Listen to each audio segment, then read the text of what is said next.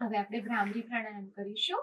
ભ્રામરી પ્રાણાયામ માટે બંને હાથ પગને પદ્માસન અથવા તો સુખાસનમાં બેસીશું.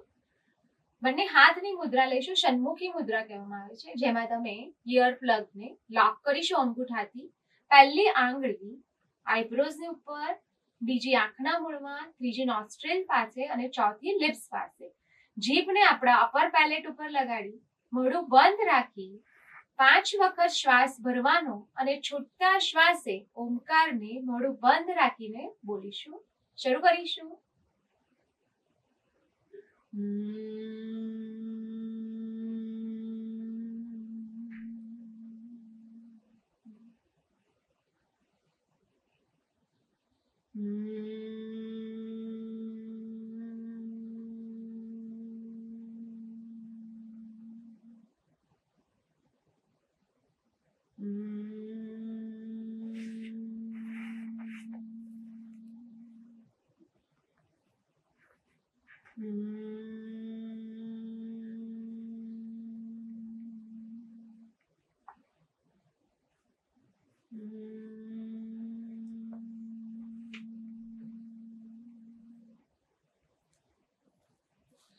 રિલેક્સ.